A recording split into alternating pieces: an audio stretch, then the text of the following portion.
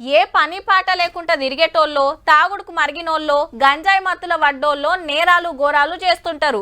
ఇంకొందరు మీది కనబడరు గాని మహాముదుర్లుంటారు. చేసేటి సైలెంట్ గా చేసి మళ్ళా నాకేం తెలియదు అన్నట్టే ఉంటారు. గీనగిన గదే బాపతి. ఏడాదినర్థం కిందట అప్సరను చంపేసిన అయ్యవారికి జీవిత ఖైదు శిక్ష పడ్డది. అంటే కాలం చేసేదానిక జైల్లోనే ఉండాలి. హైదరాబాద్ ఉండే ఈ పూజారి పేరు వెంకటసాయి కృష్ణ. గుడికొచ్చే అమ్మాయిని ప్రేమ పేరుతోటి మోసం చేసిండు.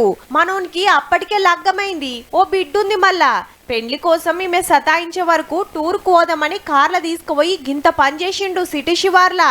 ఆ రోజు రాత్రి మొత్తం శంషాబాద్ ఏరియాలో తిప్పిన తర్వాత ఒక డ్రైనేజ్ హోల్లో డెడ్ బాడీని పడేసి ఒక 2 ట్రక్ల మట్టిని వేసి పూడ్చివేయడం జరుగుతుంది. మళ్ళేం తెలియనట్టే అప్సర అగుపడతలేదని పోలీస్ స్టేషన్ లా కేసు పెట్టిండు. వాళ్ళ ఇంటోళ్ళని తోలుకోబోయి మనోన్ మీద డౌట్ వచ్చి గట్టిగా అడిగితే ఎట్లా చంపేసిందంతా చెప్పిండు. ఎంబటే అరెస్ట్ చేస్తే గా కేసులా ఇవాళ తీర్పు వచ్చిందన్నట్టు. ఎన్నో పురాణాలు చదువుంటావు, మర్డర్ చేస్తే ఎట్లయినా దొరుకుతామనే చిన్న లాజిక్ ఎట్లా మర్చిపోయినావు సామి?